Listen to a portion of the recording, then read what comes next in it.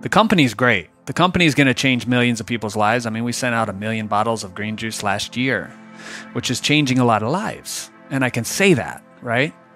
But what's really cool is that when you come into the organization, that's the secondary thing. The first thing is, let's make sure you're straight. You know, you got a problem in a relationship that's even separate from this. Well, you're going to learn enough about your emotional intelligence, your spiritual awareness, to where now that's going to start to dissolve. And now you're a conduit for transformation in your family. This is one of the sideline benefits that you get from being here. We got book club. We're reading books every single month together. We're reading a book a week together. And we have Jeopardy, right? So it's creating the culture of transformation and change, and then allowing that to show up in the world. That's Drew Canole, and this is episode 235 of Wellness Force Radio. What's up, my friend? It's your host, Josh Trent, and welcome back to another episode for your weekly access to global experts in all things wellness as we discover the physical and emotional intelligence we need to live life well. In this podcast, we're talking with Drew Canole, the founder of Organifi, one of my great friends here in San Diego. Now, I got to go to Drew's house and interview him in person. You guys should have been there. He was wearing all white. He had a big, robust beard. But as you'll learn in this show and why this is so unique, we're talking about you being you, which is something that Drew has learned personally in his life, how to truly be himself, and why this message actually came through him to write this book, this brand new book, You Be You, where he discovers soul mapping, how to use trauma as fuel, this identity pyramid, which allows you to break down your own identity and change who you are, and our 3D selves versus our 4D and 5D selves, how to get to a more spiritual place. We're also going to talk about how Drew overcame some of the coldest, darkest days as a child to now lead Organifi. What I personally loved the most about this episode is the presence of Drew. You know, this is his second time on the show. We had him on in 2016, and he was a truly different person back then. Now, still himself, but he's allowed himself to do the deeper work of understanding what it is to really walk down that path of emotional intelligence, which is what we explore so much on the show.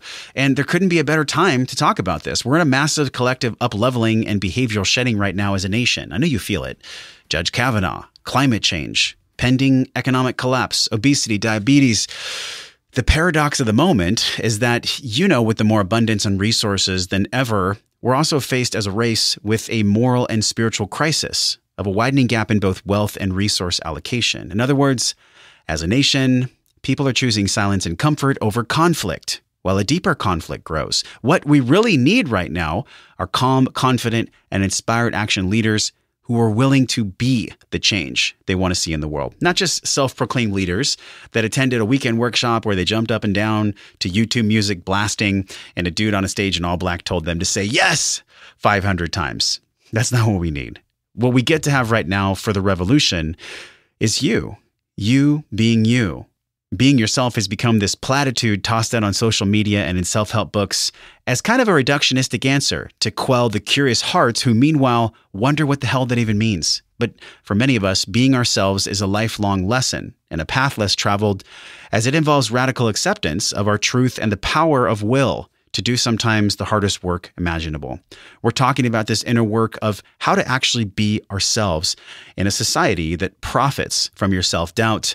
Trusting yourself is a rebellious act. Show notes from today are at 235, wellnessforce.com/235. And also, Drew is hooking it up. He's giving away 3 free copies of You Be You. All you have to do is go to wellnessforce.com/review, leave a review for the podcast, and you'll be automatically entered to win. I'll choose the winner next week. We'll announce it in our private Facebook group. We're also going to send out 90 days of Organifi to one lucky winner as well. So it's a double contest this week. I want to give you free stuff. Go over to wellnessforce.com/review, leave your review. You can win one of 3 copies of Drew's new book and a 90-day supply of Organifi. Now let's dig in live and in person right now with Drew Canole. I am Josh Trent. This is Wellness Force. My guest today is the founder of one of the fastest growing health companies in the world, also our show sponsor, and someone that I truly love and have come to know and see as this dynamic leader in so many ways. You know, he has been recognized in the top echelon of thought leaders in health and wellness. He is a nutrition and transformation specialist and a national spokesperson for the benefits of juicing vegetables for health and vitality. Now, he's also the founder of Fit Life TV, where he shares education, inspiration, and also, you guys, entertainment. These videos on health and longevity. But with an early life of hardship in northern Michigan to later success in finance and marketing, his path of truth seeking took him to a place of deep spiritual growth, where he, for hours, studied an application, thousands of hours actually. And in less than 10 years, he radically transformed hundreds of thousands of lives to know how to take loving ownership of their wellness, including his own. Widely known as the modern-day energetic descendant of Jack LaLanne and a multiple published author, the wellness philosopher here on the planet to bring out the best in others, Drew Canole, welcome to Wellness Force. Thank you, my man. Love the intro, by the way. Thank you for that. That was awesome. We're sitting here in your office. Your office is so grounding. We're overlooking this canyon. Beautiful afternoon on a Friday here in San Diego. Yeah. Why did you choose this area to live? What does this area mean to you? Well, about 7 years ago, I was in Florida, and I had visited San Diego once or twice, but I didn't know anybody else. And when I would come out here, I noticed the awareness levels of people was much higher. People were open, receptive, ready to grow. Like everybody I meet in downtown San Diego and everybody on the Organifi team is so open for change, so open for evolution of their own life. And you want to be surrounded by people like that because life is so short. And it's so good to be around family, people that are growing, people that are doing things. And it just reminds you of who you really are. 2016, we interviewed episode 78. 78, Drew. Truth, transformation, and green juice, which is 3 fun categories that you're a specialist in. In the past 2 years, it's been a little bit over 2 years. Like, what's grown the most for you since we interviewed last? Yeah. So what's grown the most, I would say, first and foremost, is like you had mentioned it. I think I have grown. And the hundreds of hours that I've spent reading and dedicating myself to the work, to evolution, to knowing myself, know thyself. And not from like an ego place of like, I know this and I know that, and you don't. But really, once you start to go down different rabbit holes, you realize that you don't really know anything. Yeah.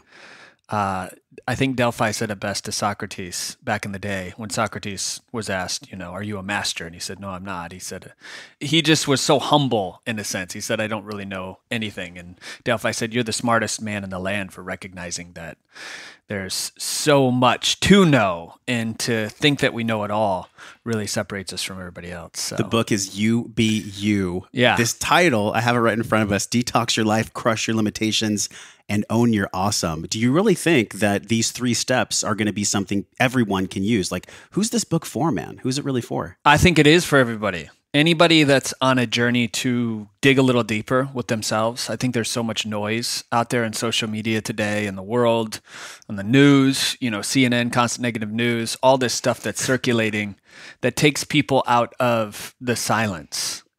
And I think that's where the juice is. That's where the beauty is going deep within and talking to yourself every single day and really figuring out what lights you on fire and what really gets you going. Because, a life without understanding who you really are is kind of fleeting. There's not a lot of joy to it. Yeah. And it's an emotional roller coaster. So getting grounded in who you really are is what this book is all about. The layers unfold for you, because I was saying before we recorded, the inspiration I felt from you 3 years ago, it's just the same, except for now it's a bit more serious and connected to the earth. What have you done as far as like spiritual practices in the last 2 years? Because like you're showing up so differently and so incredible, man. Yeah, thank you, my brother. Appreciate that. I have been studying a lot of ancient civilizations, ancient Egypt with Hermetic teachings. Do you know why the pyramids were built yet?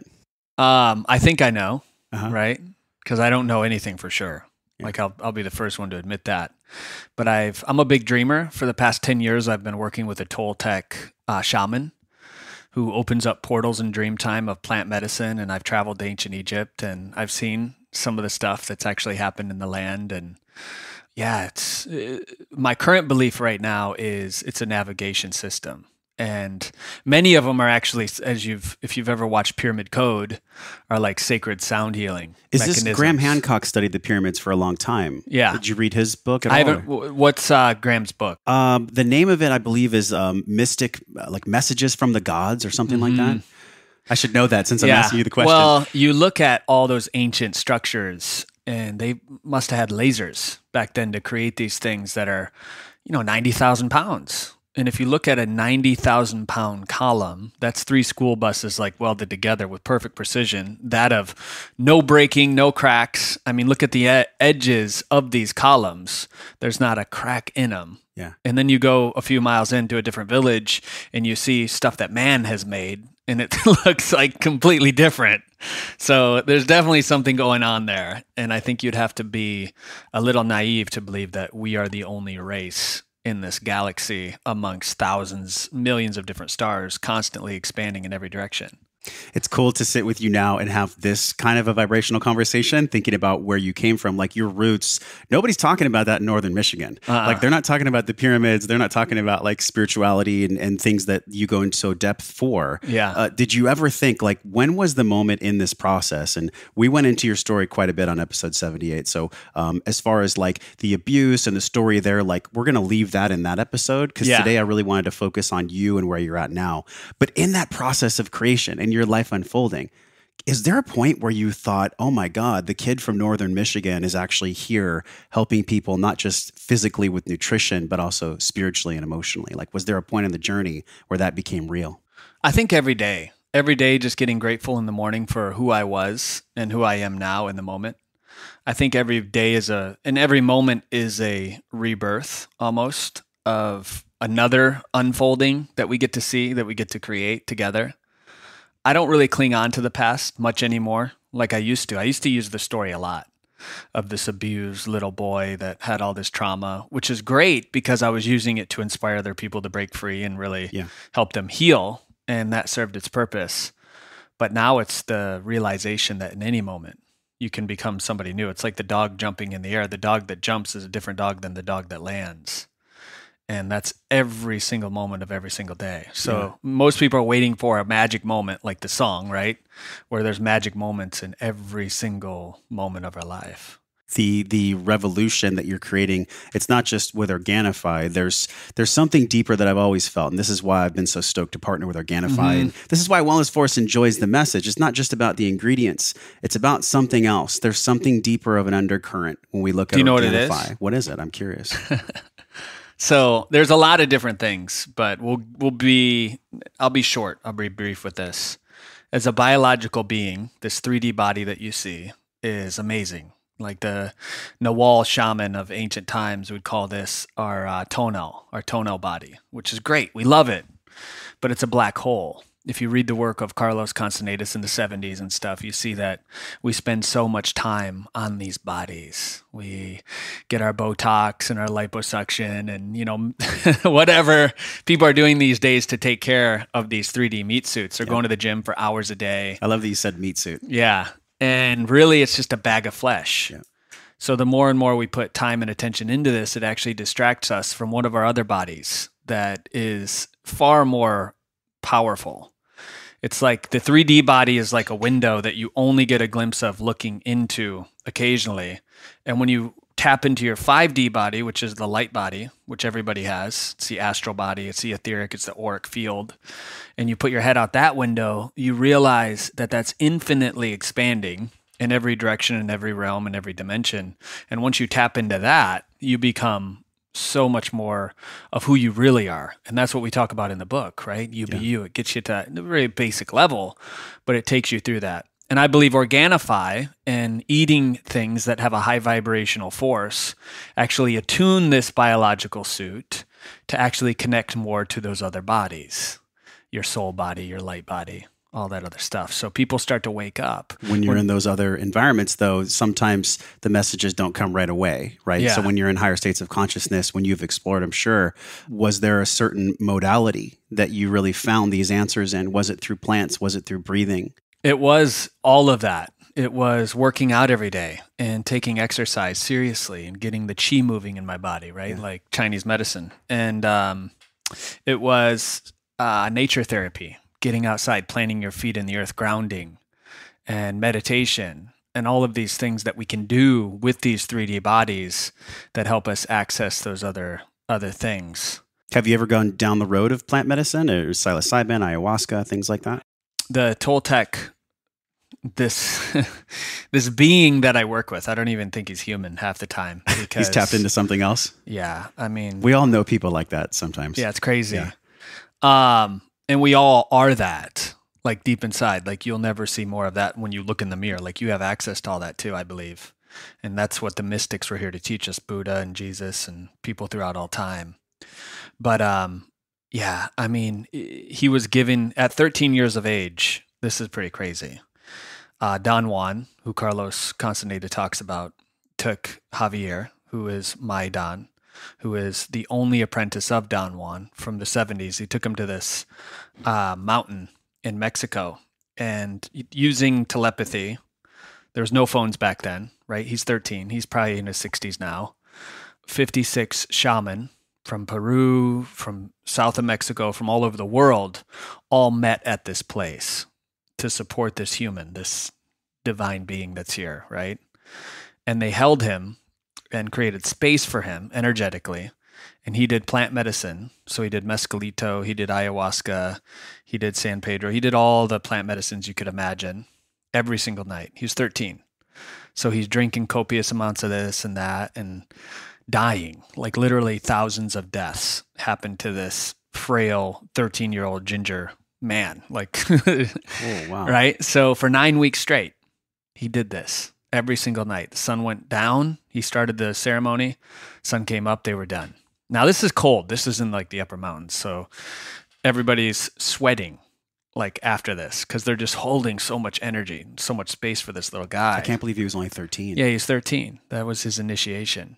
And at the end of it, the plant medicine told him that he had the ability through dream time to actually open up portals and use this type of medicine in dreams and in real life.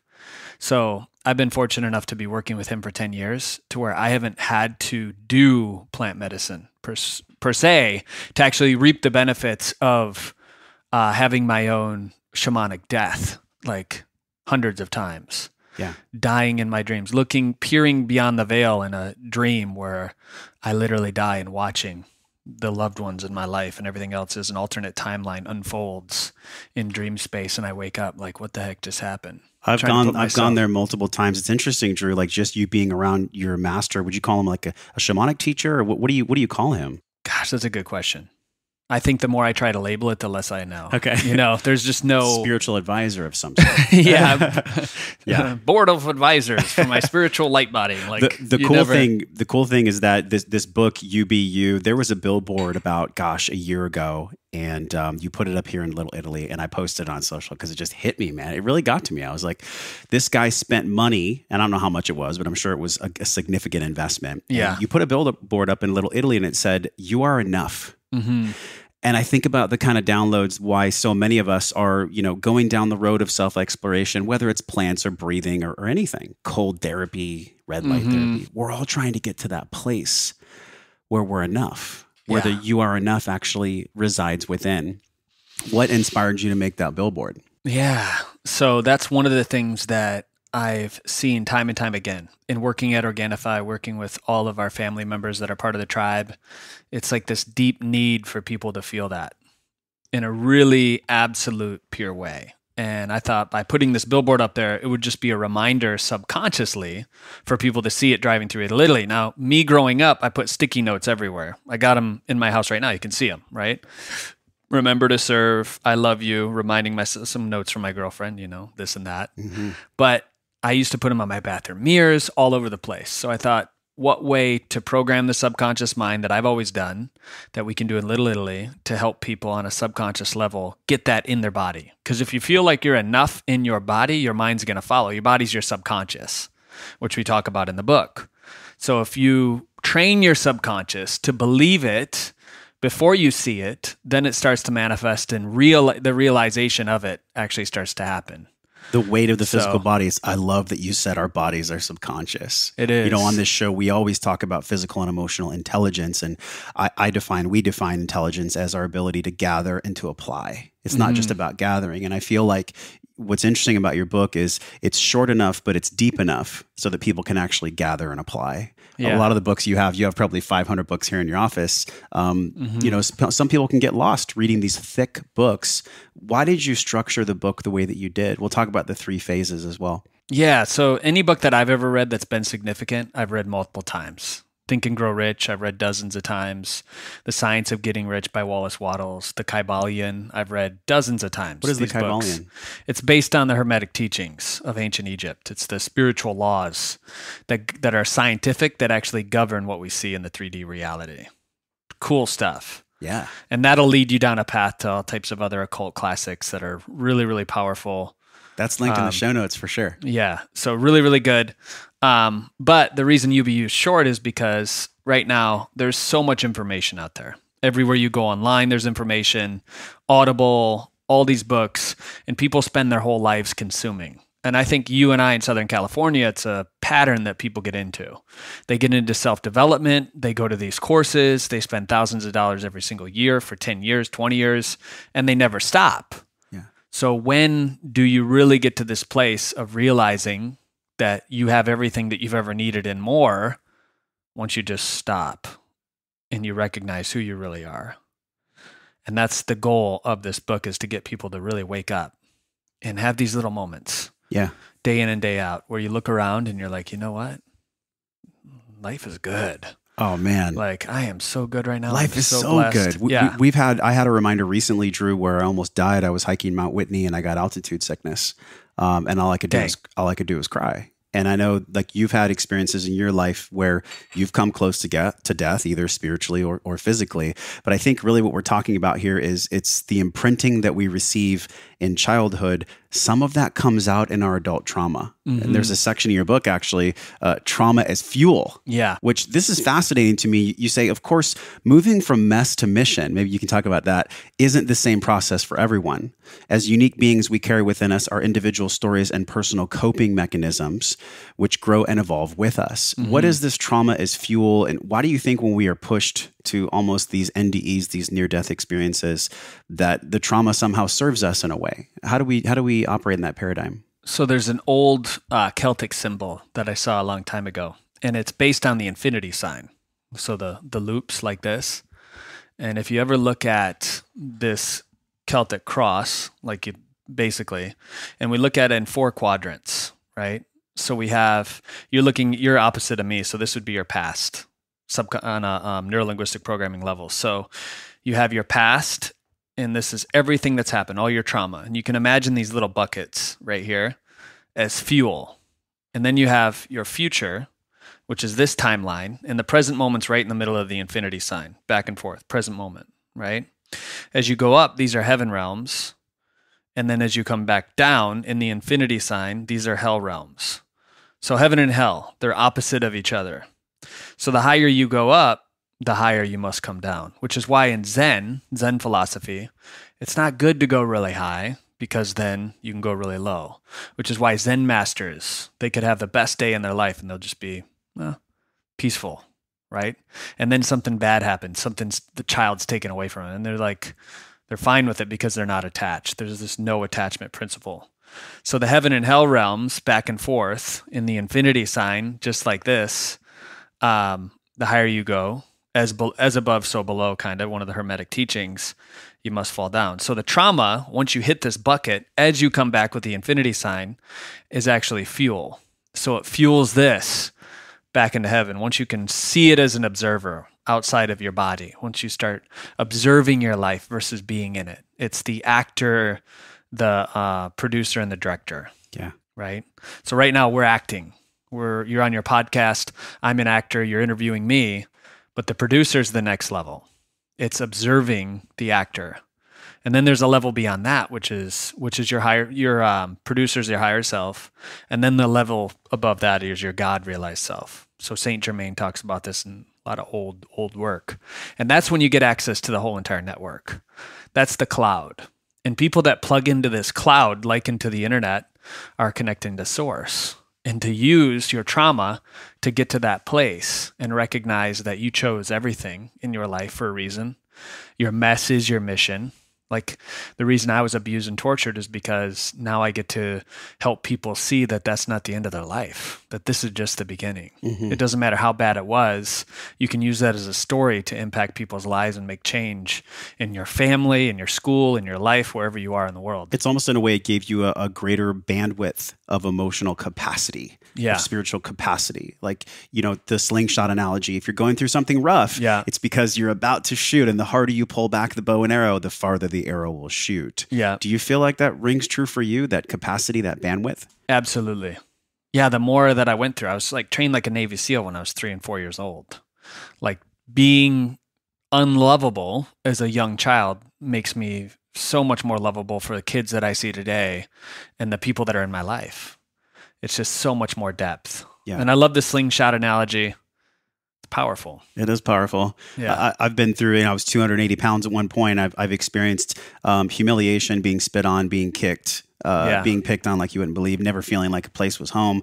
And when I look back on that, I realized like, oh, well, that's even why I'm talking to Drew right now, is because this bandwidth has been created.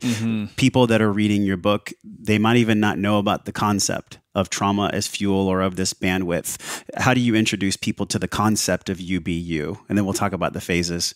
Yeah. So introduce them the concept to UBU there's really no the book, yes, will explain it, but it's really ways of being. It's the way that you're demonstrating every day. Like, judge people based on their demonstration. How many people are they actually helping? What are they doing in the world? And I think when you're really you and you're loving yourself, when you're making time for the people that you care about, when you're exercising, when you have a morning ritual, when you're doing all these things, it kind of cascades your results. And the proof is in the pudding. So people that are really tapped into their true, authentic nature have explosive and extraordinary world-class results. And that's what I'm attracted to. I've been studying world-class leaders and people my whole life because of that. You want to emulate that. There was a mentor you had when you were in finance. Yeah. We said in the intro, you went from like Northern Michigan, incredible thresholds breached emotionally through abuse, but then being successful in finance and marketing. Then you made this transition where I think you drove out to San Diego and you're like, I'm just going to see what happens. Or did you have the vision? Did you have the vision when you're in finance about what Organifi and FitLife TV was going to be? I think the 3D Drew didn't have a clue. I had no vision, but there was always a higher guidance. And call it the council that's above me. Like, I always felt like they were watching over, telling me exactly what to do, whispering in my ear, showing me signs. And then I just had to take the step. But I was completely guided the whole way, right? Like when you're in your car driving from the east to the west, yeah, you actually felt like you were being guided. Yeah. Not just on your GPS. I feel like I'm being guided right now. Like, it's not me. And Wayne Dyer said this once about Mother Teresa. It's like, you're just a pencil in the hand of God. And I feel like the more we recognize that, the more personal power we actually have. Because there's nothing that can be thrown at me now when I know that God is one with the majority. And I'm plugged into that infinite stream of goodness everywhere I go. You got out here. How did you actually lose the 40? Or did you lose it back east? The 40 pounds? I started losing it here. I just completely changed who I was. I studied neuro-linguistic programming a little bit, and I worked with some mentors in regards to how to create change. One of my buddies, Jim Fortin, who's a coach, is he an NLP master? Yeah, went through Maslow's hierarchy of needs. And then also there's an identity pyramid too that has broken down how to change your identity of who you are. And one of the bottom ones is environment. So the environment that I was in was kind of toxic. I was hanging out with people, drinking every weekend, and I just wasn't getting a lot of fulfillment outside of doing things to escape who I really was, right? So I drove out to California. I changed my routine up. I was waking up at 8 or 9 o'clock when I was over there in Florida every day, and I just started waking up at 4 o'clock in the morning, 5 o'clock, right? Going to the gym, drinking green juice every single morning. I was 40 pounds overweight, lazy, lethargic. But I was and I did it because I wanted to help other people. That was a big thing too. I had stopped every single thing that I was doing to make money, and I started to chase helping other people. I started to make change in other people's lives, one by one. It didn't matter who it was. And then within even the first week, I lost like 12 pounds. I did what's called the Alpha Reset, which we created. It's an online PDF that we've had like over 3 million people download it by now. So the Alpha Reset was a 5-day juice cleanse that I did. We started it 7 years ago. So I lost 40 pounds in 90 days, documented my whole journey, put it on YouTube, put it on Facebook, talked about the trauma that I experienced, and was very relatable to people. I wasn't the guru. I was the guide on the side, helping people to stand on their own stage of their life. And that's kind of the way that I've always been. I'm all about elevating and delegating other people. I love that, man. You're like, I wasn't the guru. I was the guide on the side. Yeah. A lot of times when people get fame, was there the first 3 or 4 years where you started to grow fame? Like now, I think your YouTube is at 500,000 subscribers. Yeah. You have like 2 million people on vegetable juicing. You have millions of people through Organifi. How did you take on that fame in the beginning? Like now it's obvious that you're doing it from the guide on the side. Yeah. Was there ever a point where you can raise your hand and admit that the fame did get to you in any way? No. There was, and there's times when my ego would flare up a little bit, I think. The 3D Drew? The 3D Drew, where it's like, this is like me, like, I'm important. Yeah. The scared little boy, the abused, unlovable little kid inside of me was like, hey, I'm important. Look at what I got. Look at this car that I drive. I got all the money that I've ever wanted. And then you're there, you'll be there for sometimes weeks. Sometimes people live their whole life there. Yeah. For me, it felt very empty because once you get everything that you want, I could afford to buy pretty much anything that I would ever want. And most of the stuff I want is crazy woo-woo stuff anyway, like gongs, like that big 12-foot healing crystal in your doorway. So once you get everything that you want, you realize that that's just such a small piece of the whole big picture. And that's all 3D, which is all great. Yeah. But what I'm playing for in this life is just to get as many people as possible to wake up and recognize their own greatness. It's like a re-remembering for humanity at this time. And when I'm plugged into that ego, that little Drew is just, he's like, all right, cool, dude. Like, I'm listening. What do you need me to do? Yes. Versus I'm going to take over and I'm going to bring this whole ship down. And because the ego will rear its ugly head and it'll do just some unassuming things when the big you, which we talk about in the book, is connected to the infinite universe. And the big you is beautiful because it sees the big you in every single person. You're tapped into this higher source. How would you actually define this? There's actually a section in the book where you talk about source. One thing that I thought was fascinating, I highlighted this. You said source or the light is that something we all share. The oneness that exists beyond our human form, beyond the meat suit, beyond the 3D bodies we've been given to inhabit this lifetime. It is the single unified light that shines into, through, and out from each one of us. Some people call it God. Other people have different names for it.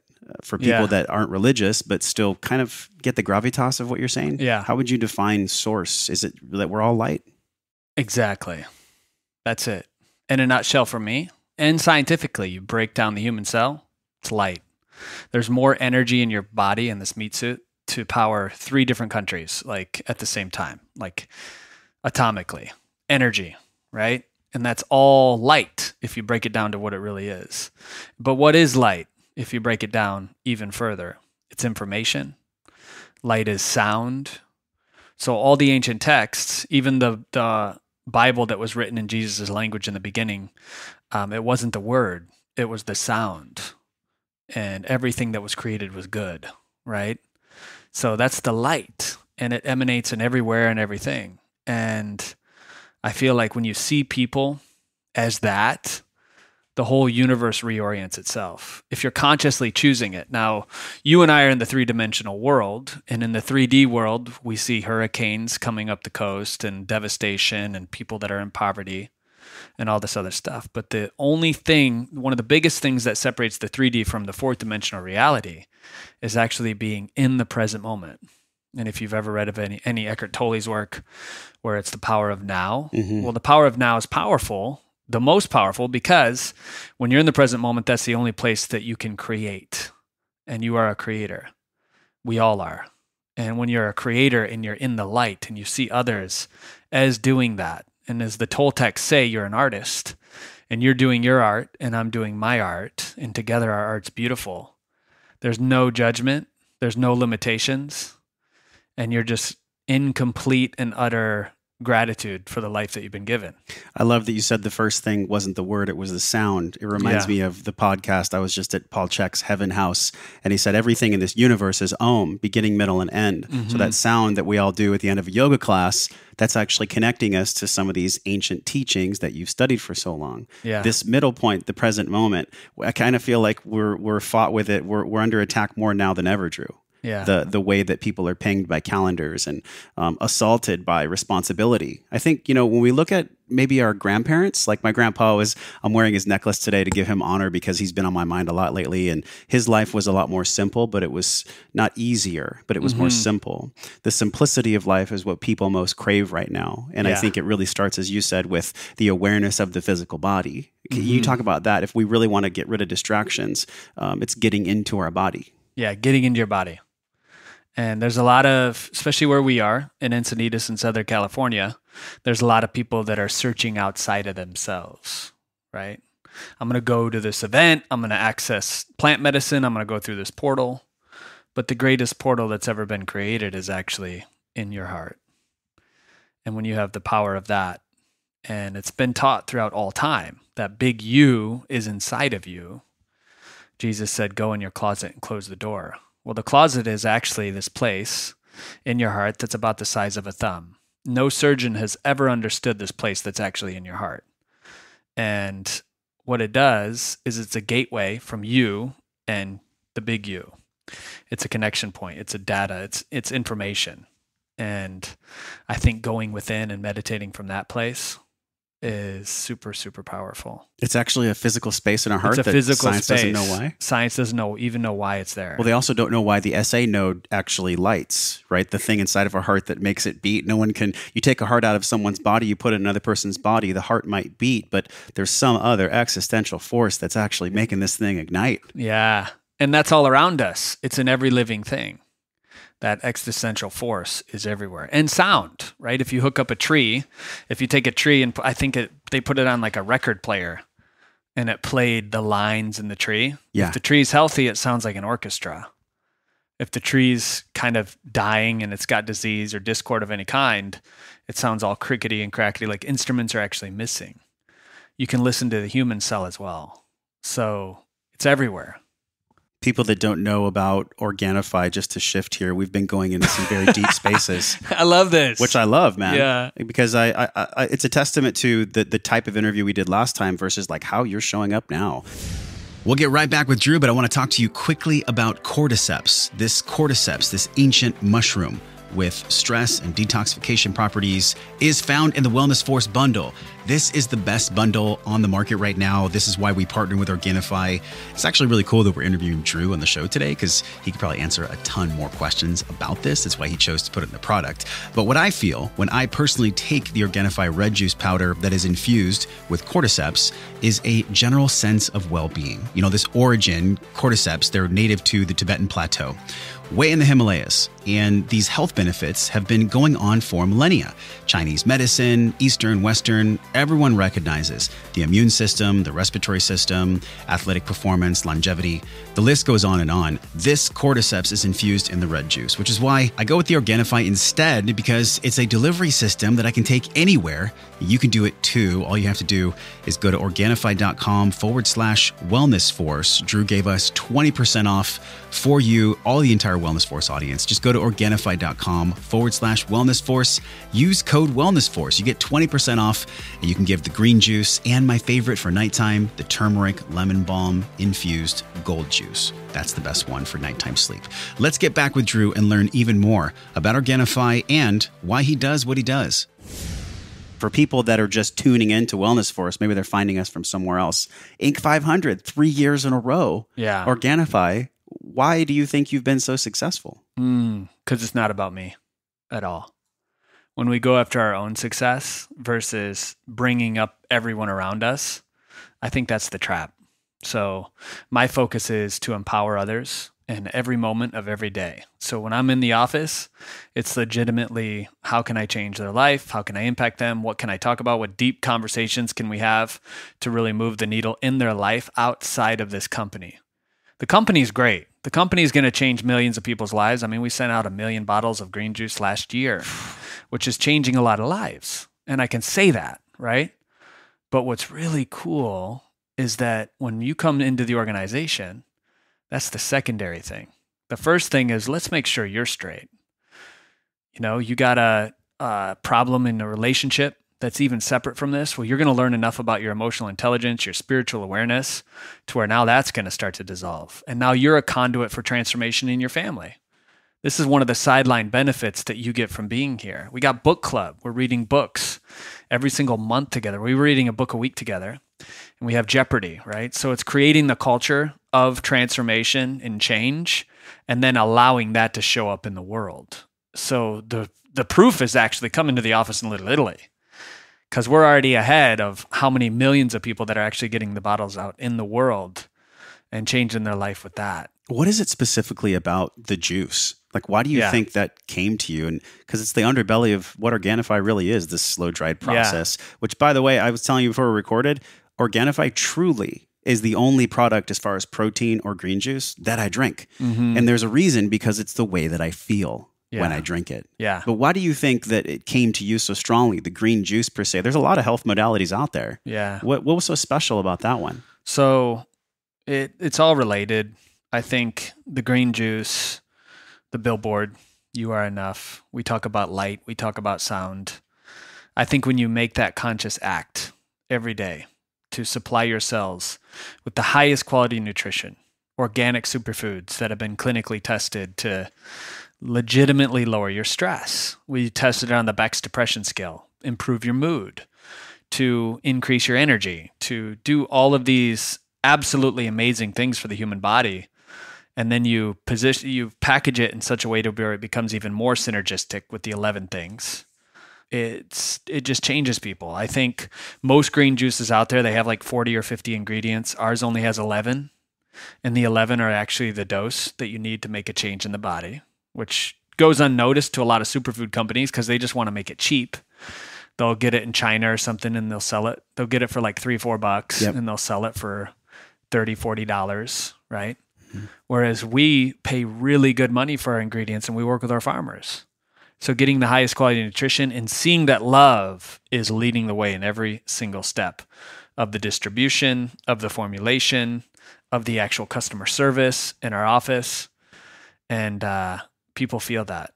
It's a feeling is what you're getting. It is. And the biggest report card about our whole life is how we feel. Yeah. So how you feel after you eat something or drink something. You know, I think the reason why, at least the audience that I've talked to, the surveys we've done, the contests we've done, why they love the juice so much is because, like, yeah, I feel it right away.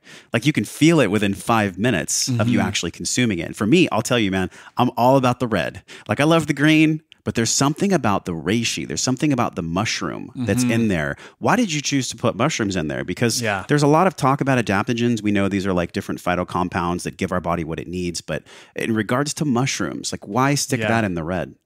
Because mushrooms, as you said, are super, super powerful. And when they're combined with antioxidants, it becomes more synergistic. You got antioxidants of the rhodiola, another adaptogen that's actually in the red as well. And cordyceps. So good for stress. Yeah, stress. Yeah. And cordyceps are one of the greatest, most clinically tried. It actually is the most mushroom on the planet for ATP and energy. So if you want energy, instead of having coffee that's loaded with calories from Starbucks or something that's less healthy for you, why not do something that's adaptogenic, that has no sugar, totally like keto friendly, less than 1 gram of sugar in the whole entire thing. And it's just a game changer. Red is awesome. Yeah, the red is my favorite, and it gets me tuned up because I used to have a pretty serious caffeine addiction. Like, afternoon, I'd be drinking caffeine. Have you ever struggled with caffeine problems in your life? How did you kick that if you did? Or maybe you're just perfect and you never had any caffeine issues? No. I still drink coffee every day, right? I don't think there's anything wrong with it. But I also do a week fast. I try to do that at least once a quarter, where it's 7 days, no caffeine. It's likened to the Alpha Reset, where it's just probably green juice and water, I start with green juice for 3 days, and then I go to water for 4 days. I'm preparing myself to do a dry fast, which I don't want to tell anybody to do. I'm not recommending that. I'm not even a doctor. Like, you got to be kind of out of your mind a little bit to do a dry fast. Dry fast meaning nothing goes in your mouth. Nothing goes in your mouth for, I would probably start with 3 days and then do 5 days. Are you just looking for the cellular cleanup or something else? Yeah, right. Cellular cleanup next level with the dry fast, because your cells are composed of mainly water. So if you're drinking water, it's still not getting rid of anything that could be harmful to you, the bacteria, the different microbes that could be attached to our cells. So the dry fast is really one of the only ways to just completely purify it from the research that I've seen and the people that I've talked to. That's a hell of a why for you to be able to withstand that discomfort. 3 days without anything, man. Well, there's people that have done it for 30 days, 40 days, right? And they're literally, you get to a place where it's like, okay, I've demonstrated that food and water has no power over this body, that there's something that we talked about in the heart that's actually running the show here. This primal life force that emanates in every single thing that we see. So how am I going to do this for 30 days? Well, they tell you can't live for 5 days without water or something. But there's people that do it all the time. So what do they know that I don't? And then how do I be in that place? So taking it to the next level, because you want to be a conduit of transformation and change for everybody. Like, imagine going through that and then having the foresight and ability to talk about from that level. And there's a progression. So don't do the dry fast, you guys. Like, Drew's done the progression here. Yeah. One and interesting... there's a way to prep your kidneys and liver, and there's a lot of stuff that really goes into it before you take on that. This is what I like about you, man, is you've always been super open. Even your first video, which we'll link in the show notes, it was like 2010. You had your shirt off, you're the young baby face, no beard. Yeah. And you were just like, hey guys, this is what's really up for me. Like, this is what I'm truly going through.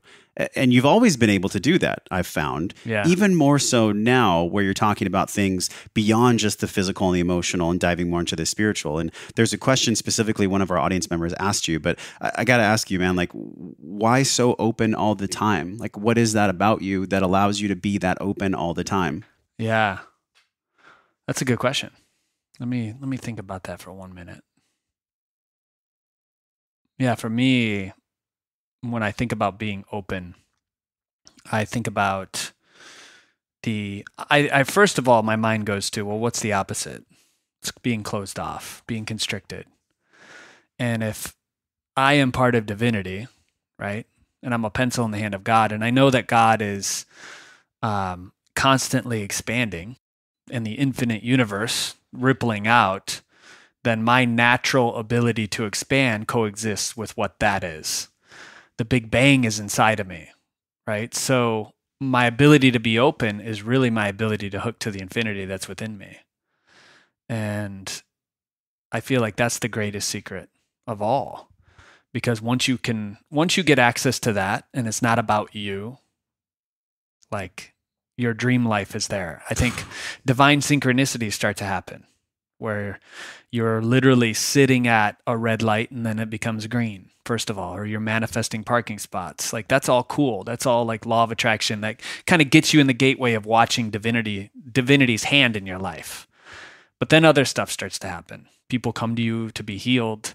People show up and they're just pouring out their old history on you for some reason. You see it in their field and you're able to help them and give them guidance. Like, God or the universe is using us consistently, but we got to be open to it.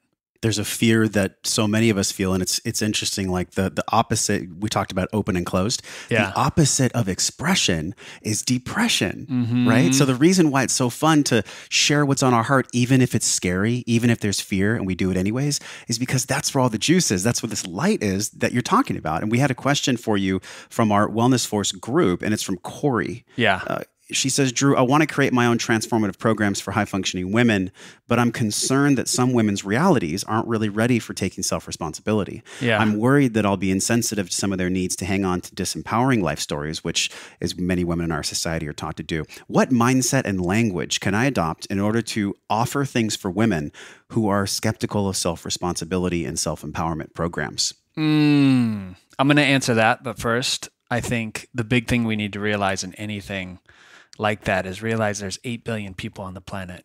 So if there's somebody that's not going to pick up your program because they're skeptical, that's okay. Now is not the time to persuade them. There's the law of interference, which is a spiritual law that I believe is in the Kybalion as well, or something that I've read recently. And when we interfere with people karmically, when we're trying to heal them, it's more about us than it is about them. So the right people will show up. And if you're going around trying to heal people and change people just because of your ego, you're going to take on that karma. You're going to take on their issues as well. And you don't want to do that. You want to go through unnoticed and invisible. I've been having a lot of dream time things like learning how to become invisible. What does that mean, right? So if you're truly tapped into source and you're helping just one person, I would focus on one person. That's what I did in the beginning of Fit Life. I just wrote up an email that I wanted to see, right? A testimonial coming in from one of my clients before I had any followers. Drew, thank you so much for the help. This is amazing. I lost X weight. It opened up my mindset, and I put it on my computer and I read it every day, even before I had any clients. So who's that one person to you, that woman that you can go after, that maybe her mind wasn't all the way open, but is open enough for her to purchase the program, and it completely changed her life? And then you focus on that. And then from there, the spider web starts to open up and the synchronicity starts to connect more and more hearts together to actually come and take your program. Carrie, I know you felt that answer so deeply because I'm thinking about this paradigm of love and fear, depression, expression. I think, Drew, like so many people, they don't follow what they know is possible because the fear can seem so viscerally deadening to the soul. Has there been a moment where you had fear, even in the process of Organifi, where you maybe had even a thought like Carrie had? Yeah. No, there was always this deep knowing that I knew it would work. That if I just focused on one person, changing one person's life, and like really helping them, that people would buy the product. There was definitely 3D fears when it came to money and stuff. There was a time when for 9 months straight, I was losing like $50,000 a month. Why? How so? And at the time we were running a lot of paid traffic to an info product that I had before Organifi. So $50,000 every month for like 9 months straight. And I remember the conversation. I had to let like 3 people go in the company. It was really sad. They were like my friends, right?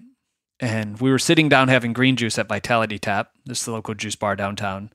And I'm like, we got to change the energy, guys. So let's all go around for the next 10 minutes and just really get into gratitude. Let's shift this. So we started getting into what we're grateful for, the company, working together, regardless of what was going to happen. We just switched the energy of it, right? In a really graceful way. And within 2 weeks, Organifi launched. And I remember the first day we did like $40,000 in sales. Yes. How did that feel going from minus 50 to plus 40? It was just confirmation that you have to have faith. So like Carrie, listening to Carrie here, it's all about faith. Just put it out there and be you. Don't try to change yourself, right? We talk about you be you. You be you. To sell more products, because that's not going to be fun. You're going to get to the end of your life and you're going to be like, all right, I have all this money. And who knows, maybe you would make more money if you changed yourself. But if you lose yourself in the process of making money, like that's not a life worth living. You want to just become more of who you really are. And you want the world to pay attention and buy that. In your soul, like how do you actually understand the fabric of your soul? You talk about soul mapping in chapter 7 of the book. What is soul mapping? Like what's this concept of soul mapping? Yeah, soul is really turning within and getting deep with yourself and recognizing that, like into what Steve Jobs said before he passed away, it's like he could look back and see this little red thread throughout his whole entire life and why it's led him up to this point of creation. Every single job, every single opportunity. And there's a way that we can do that we talk about in the book for all humans to look back at our life. And once we look back enough, we start to notice patterns of our soul's choice, right? Is it more of an inventory process, almost like an emotional inventory to create the soul map? Exactly. And then once you get to that point, you're much more acquitted to make choices from your soul in the future. Because a lot of them we're in our heads, right? We're making choices from our mind. But I think if you can start to make choices from your heart and your soul, your purpose and desire for what you want to create on this planet really starts to enlarge. We scratched the surface of the book today. We're going to link it in the show notes, but just give us maybe a couple concepts of this soul mapping, just so that we know, like, logistically, what would that actually look like? Would it be opening a book and drawing a line down the center, or how does that soul mapping process begin? Yeah. So I think one of the big concepts that will lead you to the soul map, which when you get the book, you can get it there, is the why-identity process. Because you got to understand your why. The why first. That makes you cry, man. Yeah, the why that makes you cry. I love that you read this. Yeah. I've done interviews with some podcasts, and I'm not going to say what they are, but it's like, you really invested time into this, dude. Yeah. So thank you for that. You're welcome. Yeah. So the why, it's what do you want to see? What do you want to hear? What do you want to feel? And then what do you want to become? And why do you want that?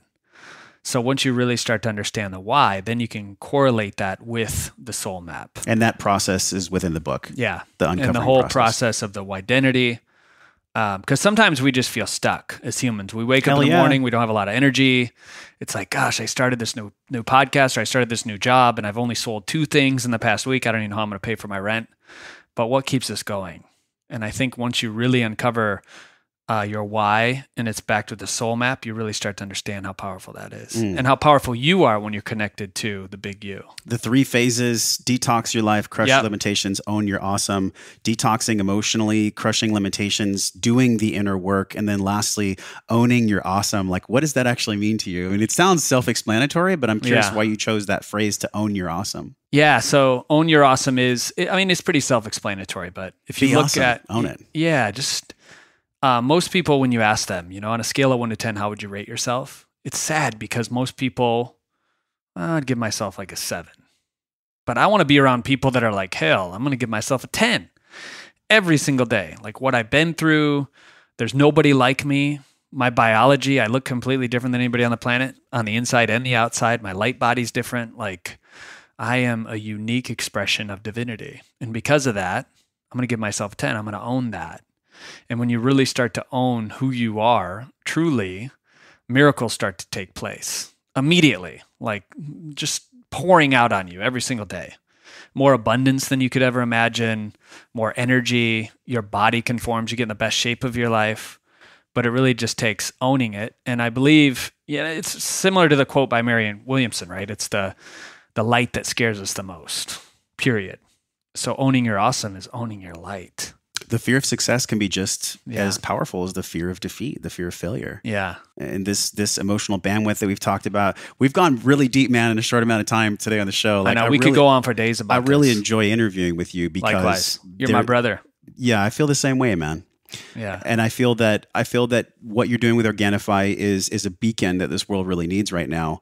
And I want to just quickly, before we say goodbye, talk to the person who's in that space of being in the cube. And there's no shame in being a cube if you love what you do, but maybe somebody's locked into literally a cell and they're just so defeated, and their visceral organs are taxed. Their physiology is taxed. Their mental is taxed. They have all these things going on. Where do they actually begin? I think this is what trips people up a lot, is the order of operations of transformation. Yeah. So first step, like they always say, right? Acknowledge where you are. It's beautiful. Right where you are is awesome. And that cubicle, like, that served a huge purpose in your life. Whether it's you're on the brink of a divorce, whether it's you're 100 pounds overweight, 200 pounds overweight, maybe you got a terminally ill disease. Maybe you've been given 6 months left to live and you're listening to this. Maybe you just got hit with some bad news. Maybe one of your children is sick and you're in a really dark place. And that's perfect, because you are completely here for a reason. There's lessons where you are. And once you start to pull yourself out as the director and you get out of the actor, because the actor wants to run around and do as much paperwork in the cubicle and not really pay attention to what's happening within. Once you start to look at your life as the director and figure out, why am I going through this? Everything is about full ownership in the book BILYEU, because to be awesome and to really own your awesome, you get to own every part of you. And I think a lot of people, they'll own the brilliance, but then they'll try to push away the shadow. They'll try to get rid of all the other stuff. So if you're in the cubicle, great. What's the lesson there? What are you learning from the job or the thing that you're up against? And then how do you really start to shift the body? Like we talked about in the beginning, the body is the subconscious. And we do a lot of things unconsciously because it's programmed in this stored meat suit. So how do we start to shift that? One, we have to visually impress upon our subconscious mind a desired result in what we're trying to obtain. So maybe you're sitting in your cubicle every single day for 9 hours. You don't have a lot of time to pursue that dream job, right? But you must feel, because subconsciously, feeling is the language that the body corresponds to. Thinking is the language of the conscious mind, but feeling is the subconscious. Neville Goddard talks about it in a lot of books he's written in the late 1800s. He was the original master. Joel Goldsmith, another one. Hill. Napoleon Hill, all these guys. So I'm glad that you know all these names. This is awesome. So once you feel it in your body, then you start to heal it. But you got to feel it. So feel like you are the owner of Organifi, right? Like you are an entrepreneur that's really lighting things on fire, that's living out their dream life, and you can feel that anywhere. And continually go back to the feeling. Go back to the feeling. I was driving in an Isuzu pickup truck, like 1986 pickup truck, rusted out in Michigan. But every time I got in my car, I was in a freaking Cadillac. That was the best car I could think of at the time because I'm in Michigan and there's like no other cars. Oh, yeah. I'm like, this is a Cadillac. This is awesome. Yeah. And you have to really feel that. I'd play classical music because my interpretation of rich people at the time was that they always listen to classical music. And I still do, right? Like you come in my house, I got like spa music, shaman, like there's classic some nice music in here when I got here, yeah. So you got to put yourself in the feeling place of it already. Write notes to yourself from the future of how you're able to step beyond this vision of yourself that you've already created and take full ownership of it. You created the results that you have in your life. Even in sickness, right? It's a tough pill to swallow, but what is it teaching you? It's the gathering of the evidence, Drew. I just did a solo cast on this and people loved it because what evidence are we gathering? I mean, look, you want to start with something tactical like Drew said, just admit where you truly are. Like it doesn't have to be comfortable. And actually, I would say 9 times out of 10, if there's a change that gets to be done, the inventory of where you are is going to be uncomfortable. It's probably going to be uncomfortable the majority of the time, but like it's the truth, right? Yeah. And I feel like that's been this path for you, dude. The truth seeker, somebody who wants to find the truth, even if it sucks. Let's find out what's true and then move to where we actually want to go. Drew, so stoked to have done this with you in person, man. Yeah, we got to do this again again sometime. I love that you came in here to do this. So good to connect face to face and see what you've created. I mean, already you're like on 250 episodes? Yeah, absolutely. All the way from mid-70s back in the day. Last time we interviewed was 78, man. Yeah. Signature question for you before we say goodbye. What you got? It's wellness. Like you defined it 2 years ago. And I'm curious how you see it now. Yeah. You know, with 2 more years of teaching, probably hundreds of thousands of people that have given you positive feedback about your company. Like as you've created your life, what is wellness to you now? How do you define that? Oof. I mean, we could go off on so many tangents here. Go for it, man. I think wellness to me is full body, spirit, mind integration. So recognizing that wellness isn't just paying attention to the 3D body, but it's also doing the work outside of that and going within. I think that's wellness. I think, there's so much stuff that pulls us to the external, but I believe true wellness is an inside job. So how often are we spending time in that silence to really see what needs to happen next? Huge takeaway for me was when you talked about the physical part of the heart. I'd never heard that before. This is why I love doing interviews because I always learn so much.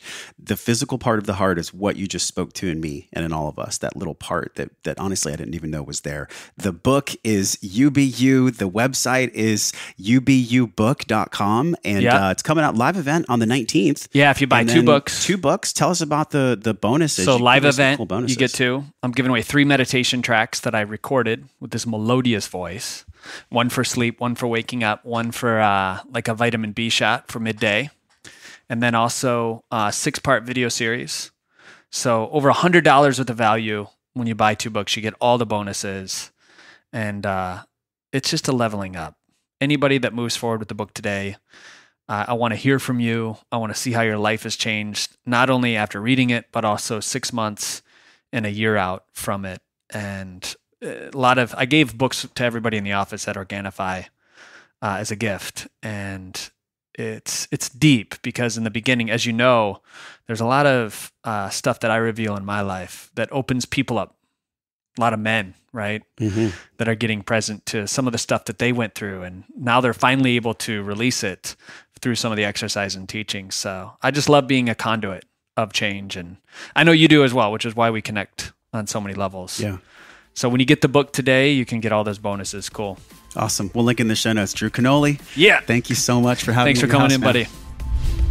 Hey, my friend, thank you for hanging out and growing with me on today's show. Remember to hit subscribe, share this podcast with somebody you care about that you think gets to hear this message. Support the show by leaving a 5-star review for the podcast right now, simply by tapping on your show artwork on your iPhone. Click that purple link that says review this podcast. It helps the show reach more conscious and smart people like you, and your voice will attract more world-class guests that want to come on the show. So let them hear your voice. For all the downloads, videos, links, and free resources mentioned on the episode, go to wellnessforce.com/radio.